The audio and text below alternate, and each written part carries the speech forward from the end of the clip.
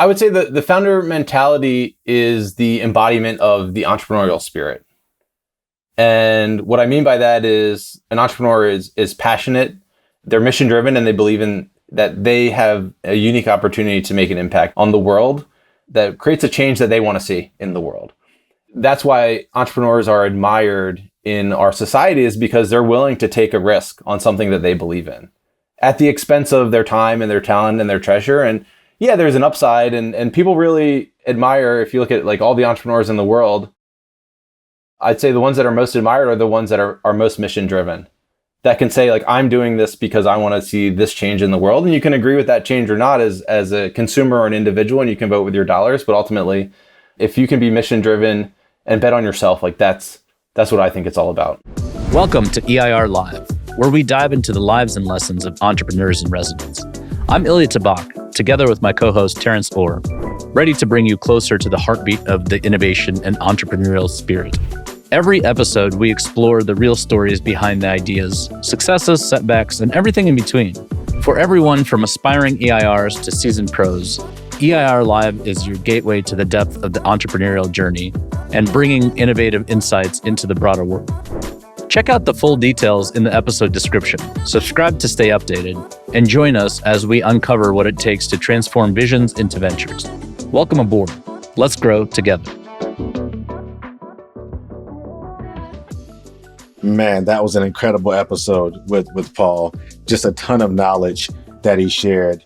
I mean, everything from, looking at a startup, as a risk reduction factory, how you manage those risks and how you prioritize them, thinking about the future of company building and how AI is going to play a role in that, right? His perspective on that, being a comp sci major and graduate, getting his first exit out of college, when he didn't know much as an entrepreneur, all the things that people, experience in this journey, but from a different lens. And really, for me, the highlight of the episode was hearing Paul talk about impacting others through his role as an entrepreneur in residence at the University of Maryland. And that's why he's been doing it now for nearly a decade, and landing his opportunity at a venture studio, not even knowing that he could. And he raised his hand to do it. And I just think there's something very, very impactful about that. And lastly, I'll save that for the guests actually to listen to. And I'm going to pass it over to you, Ilya, because there's something else impactful that he said, but I want them to listen to the episode to get it. Well, what was cool to me about it is he said a lot of impactful things. We got just a great opportunity to dig in a lot of topics that I think are important, and in some cases maybe aren't as kind of emphasized as it should be. But I think for me, Paul, opened up pretty early with kind of project into the world what you want it to be, and I think he's a great example of somebody living the things that he preaches, and I think that is too rare in the world that we live in today. So it's exciting to sort of see folks be well principled and know why they're doing the things that they're doing. So I'm excited to hop into this one. Looking forward to hopping in. Let's do it. Paul, I'm incredibly excited today to have you on the podcast. Ilya and I, we've been looking forward to, getting you on the podcast. We're glad you said yes. Thank you. We appreciate your time today. Glad to do it. And I've gotten the privilege to know Paul over the last few years and some of the work he's been doing inside of, the venture studio that he's supporting right now. And, I was felt very privileged to do a project with Paul and a venture with him when he first got into the studio, and learned way more from him than he would have ever learned from me. So I feel honored to have him on the podcast today to talk about something that I'm very passionate about, something that Ilya is very passionate about, and that's, entrepreneur-led and built companies and finding people who've been in residence in an organization, whatever that organization might be, and to talk about their journey, their background, the war stories, and things that make them battle tested, right, in this world and in this mysterious role that we call an entrepreneur in residence. But enough about those things, Paul. I would never be able to do your background justice. So I love it if you can kick it off and introduce yourself to the audience, please. Totally. Terrance and Ilya, thanks for having me. This is a super fun opportunity. And I love talking entrepreneurship. So a little bit about me. I live in Lewis, Delaware. It's called Slower Lower Delaware. I have 4 kids and a golden retriever. I live by the beach. It's awesome. It swells during the summer and it has quiet off seasons. And personally, self-growth is my North Star. So everything I do, I think, starts with me, and I project who I am to the world. So, and I especially saw that once I started having kids, just a reflection of yourself and an opportunity to accelerate your self-growth. My background is in computer science. I went to Maryland undergrad and Carnegie Mellon for my master's. And I caught the entrepreneurship bug from really the beginning of my life. So starting businesses as early as grade school, and then started my first formal company in grad school with a couple computer science friends, and really never looked back. So I think what attracted me to entrepreneurship was the ability to bet on myself and control my own destiny and maximize the value that I could create, and really just make sure that I was doing what I loved. And the first company I started, we had no business background. We didn't know what the heck we were doing. We just wanted to build cool products that we thought, people would like. And we quickly got punched in the face, a lot there. And then, through failures and learnings and lessons, I've gone on to start 2 successful companies, one in the gaming space, the social gaming space, and one in the advertising space. And since then, I've joined my friend's company as director of growth at an e-commerce SaaS company. I was there for 4 years, running marketing and sales and customer success and support and things like that. And most recently, for the last 2 years, I've been a venture principal at Portfolio T. It's a super fun job at a venture studio where I get to work with generally like really deep tech startups to help take them from 0 to 1. So it's me and a small team of folks that generally act as co-founders to maybe a small venture team of a CEO and a couple other founders. And we help them find the problem and the pain and the solution that solves that pain, and ultimately help define the business around the solution. And I've had the privilege to work on ventures from food science, which I worked on with you, Terrance, super fun. And I learned a lot from you as well. Thank you. And satellite-based Earth observation, blockchain KYC, and most recently, just wrapping up a gene therapy venture. So my first foray into nanomedicine. So okay. I love that 0 to 1, and I really love maximizing the value I can create for these ventures, and that's the sandbox I love to play in. Thank you so much, Paul, for introducing yourself, because this guy is really good at 0 to 1, guys. And he's really good at motivating teams, and he's not an a-hole while he's doing it.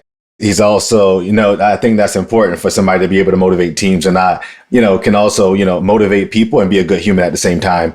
And Paul, I think you exemplify that, better than a lot of people that I know.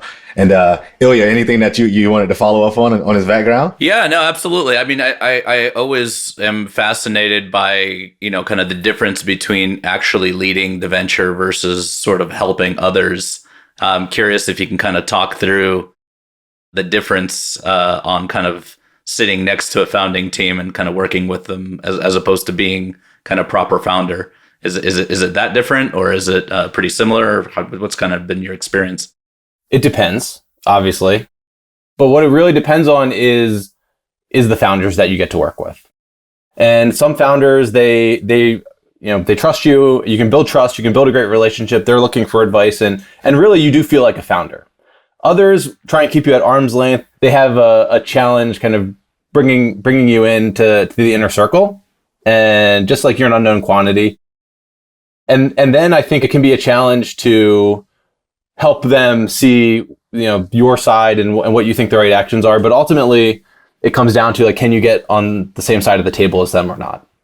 And if I don't have conviction in what I'm working on, and I can't articulate it properly or where I think the venture should go, then maybe I shouldn't be on that same side of the table. So if the founders push back, the more they push back, then the more challenge it is and the more opportunity it is for me to clarify my thinking, and ultimately, I'd say, do even better by them sometimes.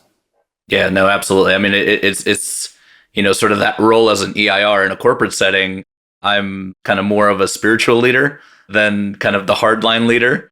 And so that's taken a little bit of a kind of different approach. And, it's, I'm very much like you, where I like, if things are going on, I like to jump in the trenches, really sort of understand what we're doing, and then kind of figure out how I can kind of help carry some water. And it's interesting to sort of see, as you kind of play different types of EIR roles, how that kind of evolves over time. So I appreciate kind of that insight there. Yeah, and you mentioned spirituality, like that, being open and being vulnerable and connecting with these founders on a deep level, like underneath the business, like who they are and like why are they even building this business? Of all the things that they could be doing with their time and their lives and their careers, like why are they here, and how can you get passionate about that problem too, right? And the more you commit to them, the more that they commit to you. It's interesting because naturally I want to ask you about some challenges that you face in working with those founding teams, right? Usually we see, there's always an issue or something, right? Sometimes on the ground floor with a founding team or with the new venture team or with the folks that you're just sort of doing this tango. You're getting to know each other and building this new company. And eventually you run or you don't run and you figure out, different things. Could you talk a little bit about some of the challenges that you've experienced as an EIR, working within the venture studio, helping to take these things from 0 to 1, but knowing that there's going to be a founding team that will eventually come along the journey for you and take it to the next level while you go off and build the next great company. Can you talk about some of the challenges that you face in doing that?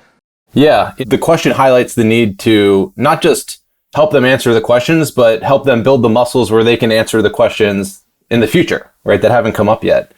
And I think one of the biggest challenges is helping founders understand that their assumptions and their knowledge, unless they had the proof, that it's a risk. It's a risk to their business.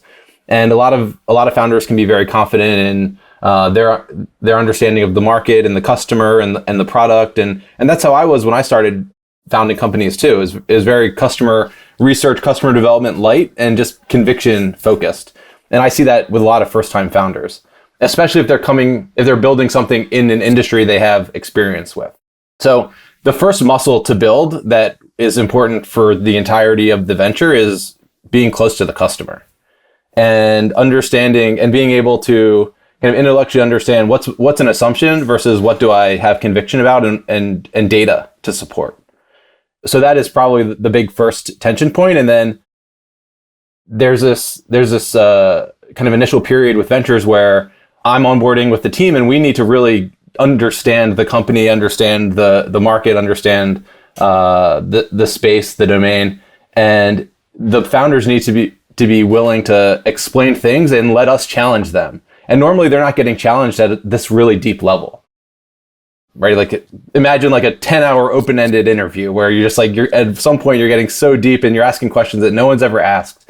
And sometimes they can be uncomfortable, even though you try and frame them in really like gentle ways. But it's like they have to be okay with you poking holes in their business. And then that's an opportunity to say, okay, well, this might be a risk. This might be something we need to work on. But they need to be willing to engage and be vulnerable enough to indulge in those conversations. Sometimes you get folks like, why do you need to know this? Like someone else on the team is working on that. Like, let's try and put you in a box as a venture builder or venture team. When really, especially at the early stages, you need to be able to look across the ecosystem, look across the company and the functions, and that's how you add the most value. So they need to be willing and able to articulate really everything about their business. So those are probably the two biggest challenges that will create value for them far beyond my engagement with the venture. Just to quickly double click on that, I work with a lot of climate tech founders, and so a lot of them have sort of deep technical backgrounds, and I found as a trained engineer myself, that typically kind of engineers or other technical folks tend to kind of have high confidence and in many cases have spent, a non-trivial part of their career kind of being the expert. And I think actually your 2 points are pretty well related to each other. It's like being close to the customer and then also sort of being open and sort of continuing to have a living model of what you're doing end to end is really sort of almost an indication of, are they interested in what reality is telling them about the thing that they're working on, right? And whether that's directly from the clients or, sort of business model and everything else, that humility thing, and especially like thinking about who on the team is providing kind of different types of insights are kind of some things that I found. But that just like when you were talking about, openness to what clients are saying, and then sort of letting go a little bit of your expert status, or at least backing it up with very deep evidence is really important. I found that in kind of my work as well. I'm glad you brought up technical founders, because one of the other challenges with technical founders is sometimes they want to put themselves in just like the tech sandbox, right? Like I do the tech, like you go do the customer discovery, I'll build it, or I'll do, and that's not really the founder mentality, especially if they're coming out of like academia. Like I work with a lot of PhDs, and sometimes they just want to, I want to stick to the science, I want to stick to the tech or the AI or whatever it is.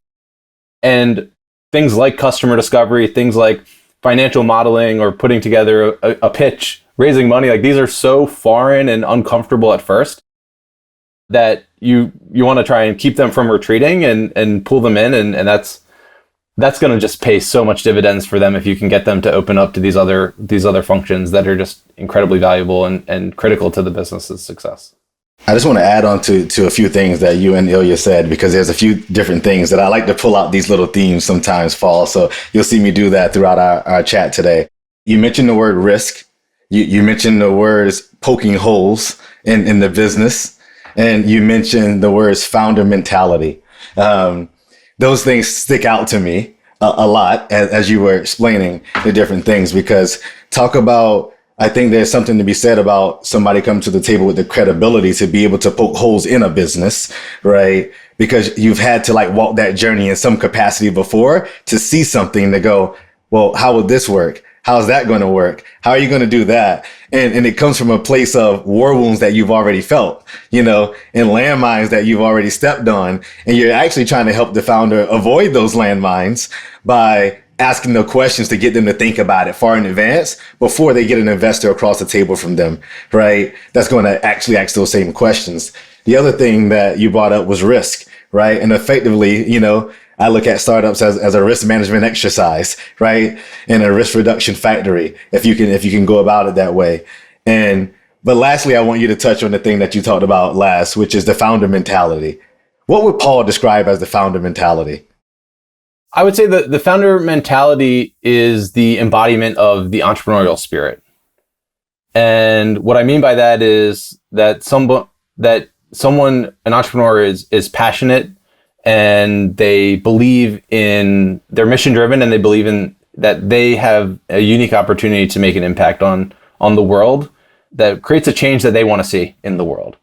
And I think really that's why entrepreneurs are admired in our society, is because they're willing to take a risk on something that they believe in at the expense of their time and their talent and their treasure. And yeah, there's an upside, and people really admire, if you look at like all the entrepreneurs in the world, I'd say the ones that are most admired are the ones that are most mission driven, that can say like, I'm doing this because I want to see this change in the world. And you can agree with that change or not as a consumer or an individual, and you can vote with your dollars. But ultimately, if you can be mission driven and bet on yourself, like that's what I think it's all about. Fair enough. I do want to talk about risk though, because that's something that's been on my mind a lot lately.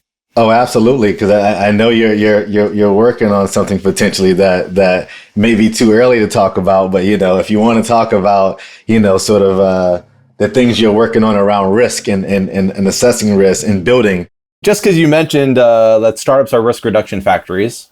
And I strongly believe that. And I strongly believe that entrepreneurs are not really risk takers, they're risk reducers. And Peter Drucker has a quote that says something like, all profit is derived from risk.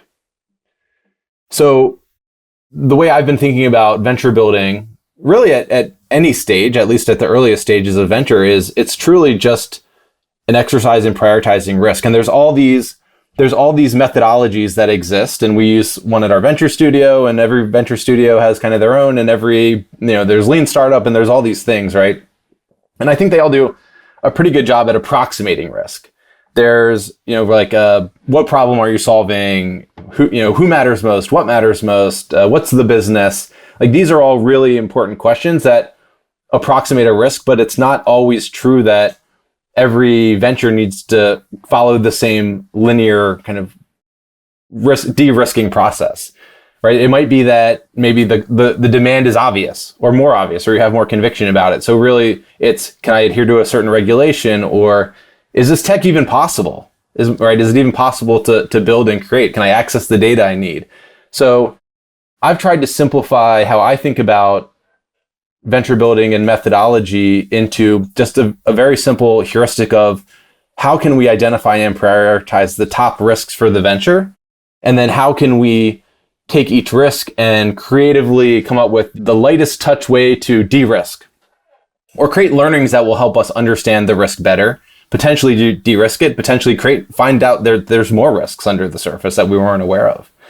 And really that's, I think, the simplest form of venture building methodology that I've been working on. I'm working on, I call it risk-weighted venture building. It's probably not a new concept. A lot of people do this. And even we do like risk and assumptions workshops here, but not till later in the venture. You know, I think that this should be first and foremost where ventures start, is what are the biggest risks. If you focus on that, then the goal of your actions becomes, how can you maximally address the risk with the minimum resources? And then if that's true, then what a great venture builder is someone that both can identify and prioritize risks and also creatively come up with ways to de-risk them and then take actions. When I started, and a lot of the entrepreneurs that I mentor, they like to hide or run from risk. You know, it's like, especially the technical ones, back to what Ilya was talking about earlier. You know, they want to like build their thing, and they don't want to talk to anyone. They don't want anyone to say that their baby's ugly. But running at the risk is probably the most valuable. I'm strongly believe actually is the most valuable thing that you can do as a venture builder. And the more that within you, like something within you says like, avoid this or hide from this or do work on something else, like that like inner critic, the stronger it means that you need to run at it. Right? You need to say, okay, well, why am I nervous about this? There's something that like within me that is an assumption, or I'm actually not confident about this, even though, you know, my pitch or my projection is otherwise. And that is a fantastic heuristic as to what you should be working on as a venture builder. You know, if I had any advice for my past self, that'd probably be in the very short list of, you know, if something's making you nervous, or, you know, it's kind of your gut's telling you something's wrong here, that's the thing that should be prioritized. That took a while, and I'm glad, you know, it's awesome to hear, you know, other folks have made that realization as well. I guess if you had kind of other, you know, you've had quite a varied experience at this point from kind of different perspectives. What other kind of advice would you, you know, if you had the Paul time machine, would you go kind of give to a younger Paul? Is there kind of a couple things that you would share? Maybe to not answer your question first, when I started, I was too naive to know like how hard it was. And I didn't have anything to lose other than my time in betting on myself. So I was in a good spot. And also that naivete like really drove me. I felt like I could do anything. And certainly I found that wasn't true. But I wouldn't tell my prior self anything that would, I'd say, you know, not basically like extinguish that naivete. Like that overconfidence in myself, like that I think was the thing that allowed me to jump off the cliff into entrepreneurship.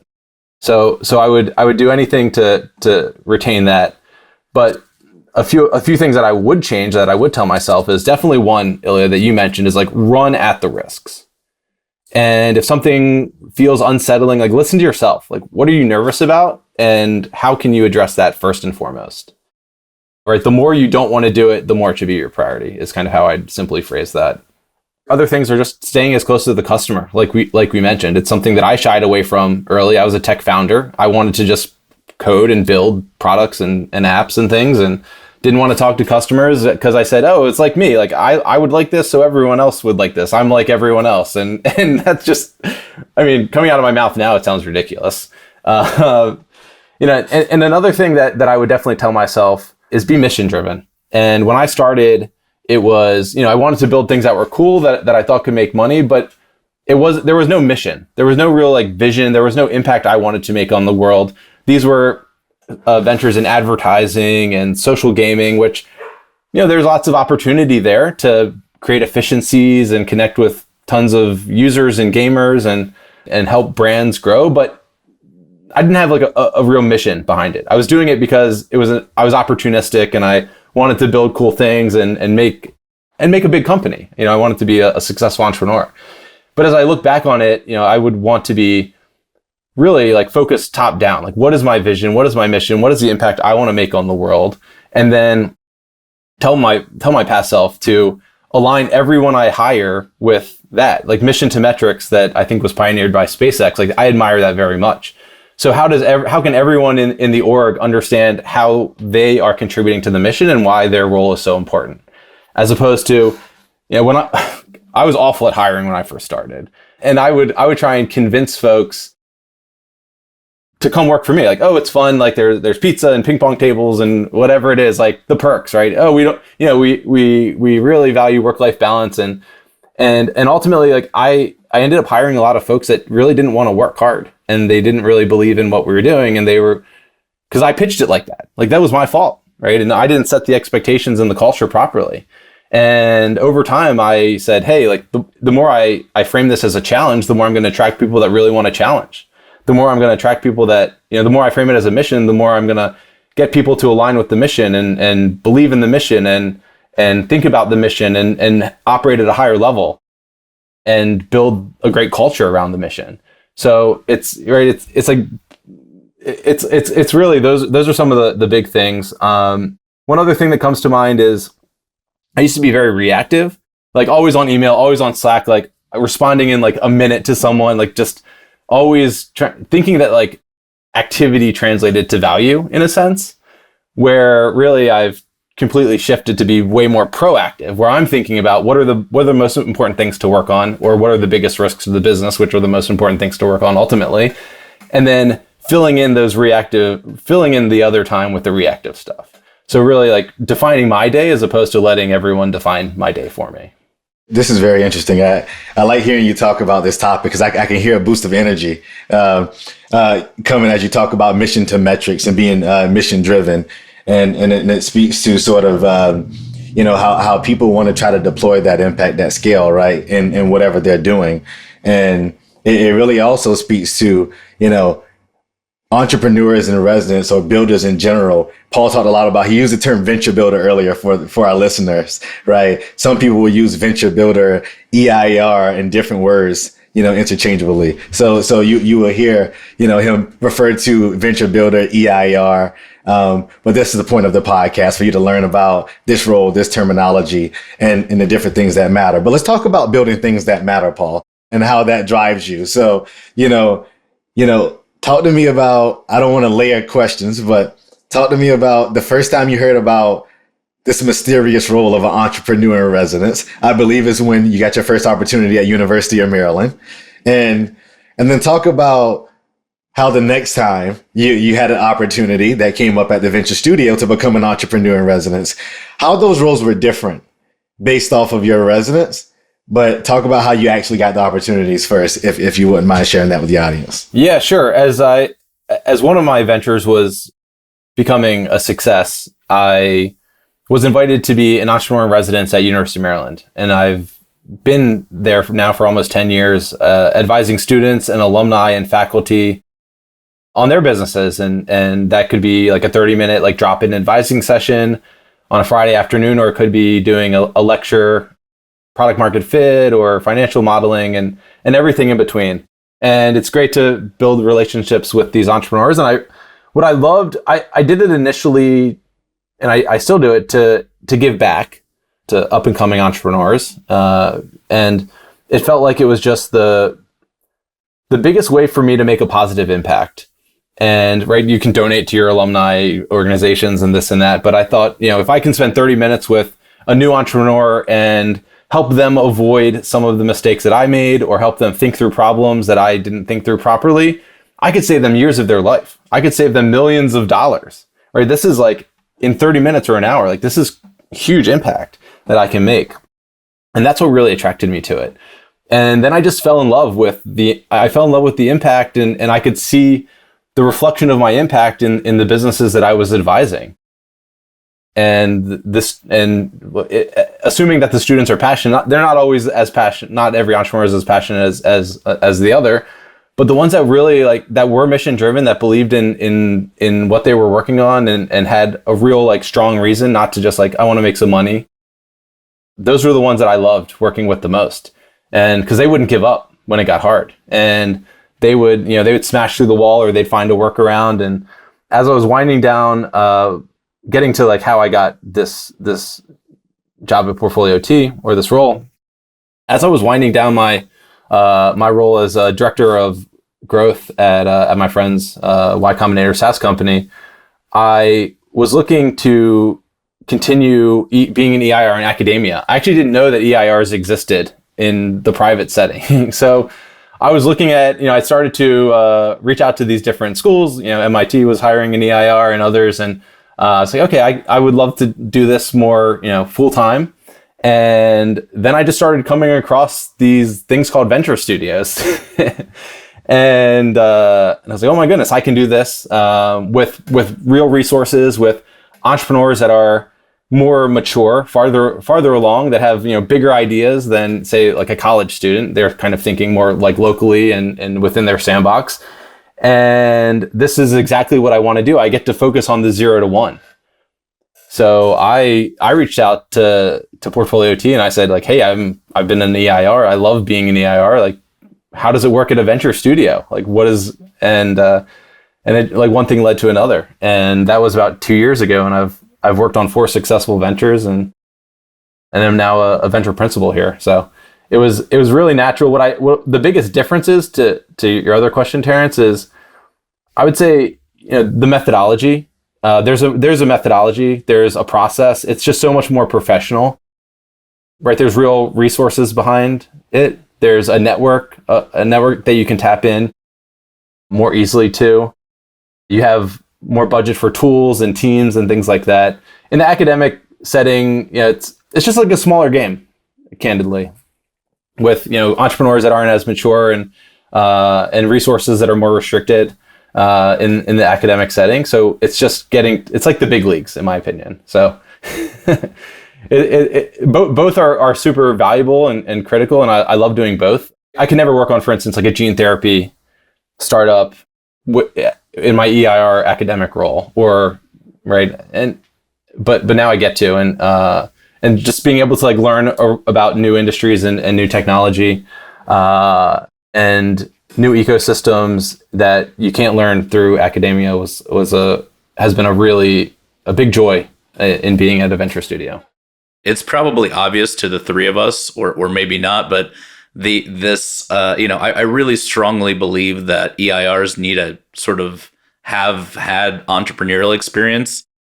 And then also through that entrepreneurial experience, they build a lot of sort of muscle memory and recognition of different behaviors and things like that. And you just talk through, a handful, we can probably spend 25, 30 minutes highlighting why a lot of the things that you said were important, kind of that mission driven part, kind of being open and humble, as well as, the fact that you had done a few ventures, you knew, in your experience, what worked, what didn't work, had seen a bunch of deals, and I see a lot of first time entrepreneurs and first time kind of folks that are doing something, not realize that the folks that they're working with, have a whole kind of deep body of experience. And so when they say something and they're used to being the expert, they're not used to sort of having a really kind of strong conversational partner to really dig into some of these topics with. So I just want to kind of highlight that for, some of the folks that are listening, in that, when you see and have been involved in a lot of different things, that there is some stories and some other things that give you some added perspective. And honestly, once you see enough deals, you sort of say, hey, is this a fast moving thing? What's the market look like? Do they have the team? There's all kinds of things where you're roughly sizing this up to see, is it a bread slice, a bread box, or a bread van kind of thing? And have some experience. So I just really wanted to not gloss over a lot of the stuff you were talking about there, Paul, because I think that's part of the reason why I really like to see experienced entrepreneurs going into entrepreneur in residence roles, and partially because a lot of that kind of tacit knowledge becomes really important. So thanks for letting me jump in there, Terrance, but I just wanted to kind of highlight that because I think it's really critical. Of course, man. You jump in whenever you want, my friend. The other thing that I want to layer on top of exactly what Ilya just said was there's this trend that we see, and you'll see it with our guests, and our guests don't know each other yet. When they listen to each other podcast, they'll see this trend of entrepreneurs in residence raising their hand, for their first or their second EIR role. Like nobody reached out to Paul for the one. I reached out to them. Right. And I said X, Y, and Z. We had another guest on the podcast, Paul, that said the exact same thing almost. Right. That they saw this thing, they reached out and sort of it led to, right, an EIR gig.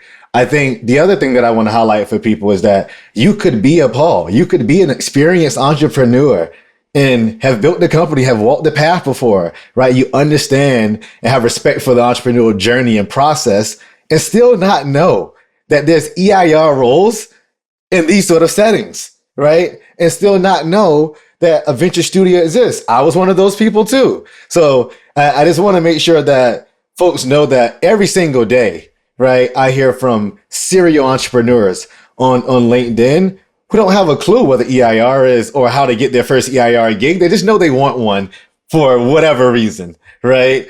But it's still very foreign, even if you've done this before, right? In multiple different ways. And I think the last thing that I want to highlight that Paul said is he talked about the studio having a methodology, right? This process of company building. Before I actually joined sort of the venture studio world, right, and joined the venture builder, I wasn't convinced yet that company building could be codified, right? And that there was actually a methodology where you can take companies from 0 to 1. And if you follow that and you test the risks and you go after it and you test your assumptions and your hypotheses, that you could actually land on something that was valuable, right? So a little bit more naive at the time. But when I got into the venture studio world, you learn very quickly that the playbook equals, use you the outcomes, sort of thing. But you have to know when to deviate away from the playbook. And that's when, the journey of working in a while and doing this on your own prior to being in a venture studio or whatever your residence might be is incredibly valuable, right? And you saw Paul try to sit up a little bit. He's like, know when to deviate from the actual playbook. Mm-hmm. And Paul, it looks like you want to comment a little bit on knowing when to pivot and getting away from the playbook. Totally. You have to be able to hold these methodologies loosely. And it's not just about following a process. Like anyone can follow a process. It's about understanding what parts of the process are important and when, and understanding that your mileage may vary based on what venture team you're working with, what the ecosystem or the industry is, how far along they are. There's all these variables. And that's why I kind of like to simplify it to like just prioritized risk, like a risk-weighted process. Because then it's so high level that maybe it is customer discovery that you should be doing. Maybe it's something in tech. Maybe it's understanding markets or regulations or doing competitive diligence. And it just allows you to hold these things really kind of loosely and think high level. I think the hidden secret of venture building and venture studios is the methodology only gets you so far. And then it really becomes about the people working together. How do you work with the founders? How do you act as a co-founder? And that's something that I try and instill in myself and the team and even share with the ventures we work with. Like, I am going to act as a co-founder and I'm going to be just as passionate about this as you are. And that's not part of the methodology, right? It's like, do your customer discovery, do your prototype testing and solution testing and storyboarding and things like that. Like, you need to be able to pick the right tool for the job, but you need to understand what the job is in order to pick the right tool. No, I think that's super critical. Yeah, just listening to the discussion, it's such a people sport, and they're so like, it's just like when people, there's always this conversation for me when people ask, what's it like being an entrepreneur, right? And, why doesn't everybody do it? Why do you want to do it? Maybe there's a question in here as well, but just to kind of set it up a little bit, when an entrepreneur says, that thing I was working on, we hit this issue and that was like the hardest thing I ever had to do. Like when we're talking about it in, a discussion like this, it's like, oh, that seems like it was hard. Maybe they had to work an extra 80 hours, or whatever. And it's like, oh, that's, I'm sure they learned really something interesting from that. To like the entrepreneur, it's like, maybe I had to fire some people, or maybe my, biggest customer said that, hey, we got to put a pause on, kind of this transaction that's really important to your payroll, or a lot of these other things. And so just like it's really hard to effectively communicate for me kind of the people and what does it actually mean doing something new, right? Like really new as an entrepreneur. And so it's just interesting, I hear little facets of that as we're kind of talking through I'm going to be a co-founder, because for a first-time founder, they may not fully realize how hard it's about to get. Right. They may not know like what they've gotten themselves into. And you say, hey, I'm going to be a co-founder. It's like, hey, Paul seems like a nice guy. He's going to be really supportive. Right. But then when the firefight really starts, they didn't realize kind of the thing that you were signing up for. Jokes on them. Maybe the question that say again. Jokes on them. Yeah. They think I'm just going to be a cheerleader? No. Yeah, right. It's definitely a story that keeps on giving. But I guess if I had a question in there, I get asked quite a bit why be an EIR versus just do the entrepreneur thing, and since you actually all three of us have made the transition in our lives, I think it's kind of interesting to kind of talk about that a little bit. Kind of the difference between just the E versus the EIR. Kind of what are your thoughts there, Paul? That's a challenge for me kind of constantly to think through that question. I'm always keeping my ear to the ground. Like, is there something that I really want to start? What is next for me? And even when I joined this venture studio, kind of when I joined, it's like, hey, when you go start your next thing, like, that's cool. Like, we're going to be here for that period of time. And that was really a supportive and incredible thing to say. So, I think what I love about being an EIR that isn't just the E, the entrepreneur, is that I get to work in a more specific sandbox, 0 to 1. There's parts of when companies get mature that I don't love. Like, there's a lot of actions that founders and CEOs and executives need to take that don't really feel like you're pushing the business forward. You're more like you're just like shuffling things around, dealing with people issues, and it's just like it gets muddy. And the biggest value you can add, or really another way to say it is, the biggest risks you can reduce are at the beginning of the venture, right? Like, are we building something that anybody wants? Like, who are we building it for? What are we building? What's the market? What's the business? Like, these are such foundational questions. So you can make, in my opinion, the biggest impact in a venture in the earliest stages of the venture.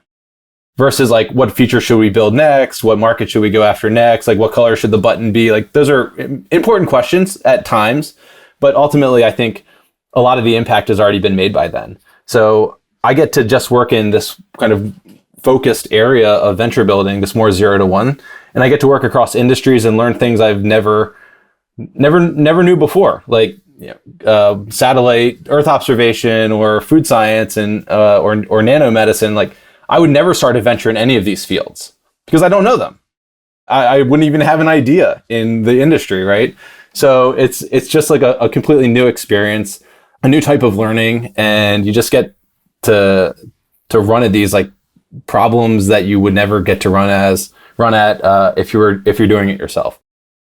But to go back to what I was saying earlier, I think EIRs are always thinking about being an entrepreneur again. And you never lose that fire or that mindset. And that's so important in venture building as an EIR too, to not lose that. But also it's, I guess, a risk in some sense to the venture studios that employ the EIRs because they're always so entrepreneurial, right? But I think that's well understood in the industry.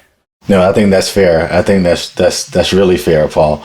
And it's very interesting because, this question of, do you take an opportunity as an EIR in a venture studio versus doing it outside? Some of the reasons why I wanted to do it in a venture studio was that, entrepreneurship is a team sport. right? And I got a chance to learn from other EIRs as well, in the venture studio. And frankly, people who might be potentially my co-founders in the future, some years down the road, that I had the privilege to meet through the venture studio. And I don't know that, we would have just ended up in the same place, in the same room at some point in our lives if we had met through the venture studio, right? And I think, it's something to be said about having a place or a residence where entrepreneurs can hang out and tinker with new and create new ideas until they no longer want to tinker no more in that residence. And then they want to spin out and start their own thing. I think the other thing is around translating of experiences, right? You talked about background in gaming, right? You have a degree in CS, right? You went to Carnegie Mellon for something around entertainment technology, right? I mean, your background is so different.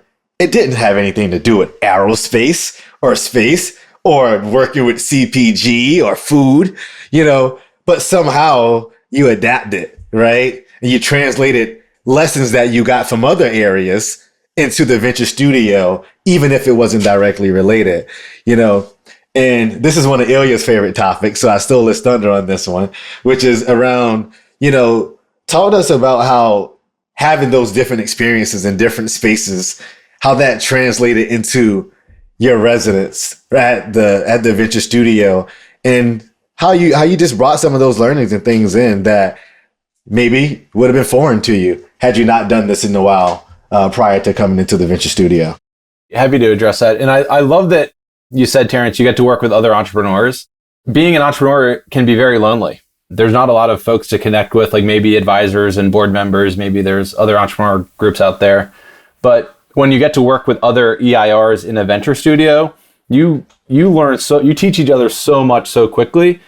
And just before I dive into your exact question, if I started a business today versus the last business I started, which was maybe like 5 or 6 years ago, I think I could do like a 10x better job or give myself like 100x better chance of success because I've learned so much in the last 2 years. And I think partly, like getting to your question, like working across these industries helps you level up, helps you see things at a higher level as opposed to just being stuck in kind of your lane. And that's been completely instrumental. Oh, that's awesome. I'm going to hand it over to Ilya now because I can tell he has the look on his face that he has a question that he's going to ask you. That's the thing I love about all these conversations is first of all, shared experience. Second of all, because you've seen so many different things, there's probably ideas and things like that. Maybe a question that we both like to ask and, has gotten us some pretty interesting responses is now that you've, kind of played the EIR role in a couple different places, you've had some opportunities to sort of be in kind of different stops on the EIR journey, if you will. Where do you see kind of the role evolving, I guess, part one? And then is there kind of a dream EIR role in there somewhere? Or at least what are the, kind of facets of a dream EIR role, if you have one? That's always kind of a fun one to kind of throw out there and see what people see. I think there's a commonality between how I would address both of those things, which is AI. Like it's something that I've been really passionate about. Like where do I see the EIR role heading? It's basically like heavily involves AI. And like today I use AI in literally everything I do, from, what questions should I ask a customer based on what I want to learn, or how can I synthesize these interviews? How can I build a stakeholder map or do competitive analysis, or even, help me with a talk track on this slide, or like, how do I convey the message better? It's just, it's always open. I always have, Chat GPT or whatever the right tool is. And it's helped me level up. So I can think more high level, so I think the future of EIR is really like, as AI matures, and this latest release from Chat or OpenAI is wild. It's like PhD level intelligence. If you can break down a venture into a prioritized set of risks, then you can use AI to create, one, help you define the risks, but two, help you creatively understand how to address those risks. And then it can be a blend of humans and agents that are ultimately addressing those risks, right? Agents can go off and do research. You can communicate your learnings back to the agents can communicate their learnings back to you. And it can be like, I think, you need less people to do more and move faster. Like I've never moved faster in venture building. Like today I use AI to do things that just like last year would have taken me a week to do. I can do them in an hour. I mean, that's huge multiplier, right? Especially in these early stages of ventures where you're measuring things in minutes, right? Like, what did you do today? What did you do in the last 30 minutes? And then for me, like the dream role to get to the second part of the question is to be on the forefront of AI and within venture building and understand like, how can we ultimately get as close to we can as like, hey, build a venture. Hey, AI, go build like a great venture with this mission, or like, here's my mission. And so like let's point together and work as human and computer pair to execute on the mission. And then personally, like I like the idea of getting really far without having to spend a lot of time worrying about building the team and hiring and a lot of the peripheral things. Sam Altman said something like a month or two ago that he thinks that there could be $1 billion one-person company, which is a huge like BHAG, but like I think that there's shades of truth in that, and I want to be part of the group that's thinking through like, how does that actually come to be realized, and what does venture building need to look like for that to even have a possibility of being true. So we're nominating Paul as the first conductor of the agents people symphony as an EIR. I love it. I think that's a great, and I've actually noticed myself that, the way that I've explained what I can do is I'm effectively a team of 20 or 30 when I'm sort of going to prototype and think about some of these things now with some of these tools and agents. And it's crazy. And there's new things every day. I don't know if you guys have checked out Notebook LM from Google, but they have this awesome feature that essentially creates like a deep dive podcast. So you can put like a really, really big hairy report out there, or like your business plan, old school. Let's say the business school at whatever said you need to write a business plan. You actually wrote a business plan, but you don't know how to explain it to anybody. You put it in this thing, click, and it's crazy, like because that's a whole different skill set. And a lot of these things are available, and knowing about, when you need the timpani to play versus when it's French horn time, to bastardize this analogy a little bit, it's powerful. So I'm completely on board with that view, Paul. I want to actually, give the people a little bit more, Paul, because this is a pretty fun question for me to ask you. Because I've had the privilege to work with you before, but it doesn't mean I know everything about you. And, one of the things that I'd love to explore with you on the podcast today is for you to share something with us that we cannot find on your LinkedIn or on your resume that people just wouldn't know about you.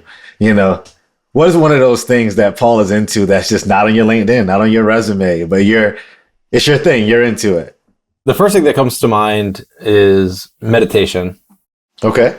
Yeah. I don't know if this is the axis that you were looking for. That works for me. I think I mentioned earlier that self-growth is kind of my North Star. And I feel like, minute for minute, the way I've grown the most is through meditation. And to put it like kind of simply, how we are within ourselves, like the phrase like happiness starts with you and these kind of other, cliches, like however you hold yourself kind of within yourself is what you project into the world, right? So the better that I can be, the more calm and stable and loving and all these things within myself, that's going to ultimately make me a better CEO and a better father and a better manager and a better friend and a better parent or child or whatever. That's a practice that is really important to my life and has really, I'd say, made me a much better entrepreneur than almost anything. That's incredible, man. I really appreciate you sharing that, because I think oftentimes, entrepreneurs will deprioritize their own sort of, mental health and, inter-reflection of, the things that they're going through for the sake of building a new company, right? And, when it's all said and done, you need to be healthy to build a new company. You need to be stable, right? You need to be able to control all the pieces. And, being able to meditate. This is something you shared with me a long time ago, and now it's coming back to me. But I think that that's important. I think more founders going through coaching and those things are also equally as important, because those things contribute towards you building an everlasting company. Because people build companies, period. Right. And you need to be healthy to be able to do that in every regard. So I think it's a really important tip to share with people. I agree that a lot of entrepreneurs will, and I was too, like I only worked on the business, like 100 hours a week when I started. It was like sleep, eat, and work on the business. And once an entrepreneur, maybe this is just for me, like sees the connection between like, oh, well, like healthy mind and healthy body actually helps the business. Once you see that connection, then it's so much easier to build a practice around it. I think you actually talked about it earlier, Paul. It's that, you used to think of things as activity means outcome, right? And I think it's like for things like mindfulness, as well as just, am I focusing on the right things, as well as am I able to be sort of in the moment to have the conversation I need to have? At the end of the day, minimizing risk is important. But also startups happen through, you can, in hindsight, can normally go back and say, hey, there's 6 conversations, or 10 moments in the history of the company that were really crucial. And really thinking about what skills do you need to sort of be there and maximize that opportunity. I think, from my experience, that's where I've kind of learned things like you got to be in the right place. And if you're sort of burnt out, you're going to burn your team out, and all these other things is maybe some of those other latent things that we were talking about when you start saying, those were some of the hardest things I worked on. So maybe to just kind of draw that point a little bit more, because I think we've already kind of talked about it, but it's just to put a finer point that it's not just about the amount of emails you're able to answer. It's, can you sort of, win at the 6 or 10 or 15 things you really need to when it's time. Really well said. And as a CEO, or when you get frustrated, when things start to go wrong, if you wear that stuff on your sleeve, like that trickles down to everybody, and you start to affect the culture, and you start to and folks lose their motivation, and they key off of you, right? And right, it's the same with in family life and all walks of life, really. So it's like starts with the man in the mirror. Fair enough. This has been awesome, man. I wish I could talk to you for another hour. It's been a lot of fun. I am curious before we let you go, because you've been a great gift to us and our audience. What are you working on right now, and how can the EIR network help you? Well, I'm doing a lot. So how can the EIR network help me? I would say if this has piqued anyone's interest, whether it's risk-weighted venture building or AI, or you've got a company and you're looking to have a mentorship conversation and build a relationship with someone that's kind of been there before, reach out. Like I love meeting new entrepreneurs. I love making impact, and I'm always looking to collaborate with passionate folks, and especially if they're mission driven. So if you found this interesting and you want to continue the conversation with me, LinkedIn is the easiest place to find me, and then we can take it offline from there. Ilya, anything you want to dive into before we let them go?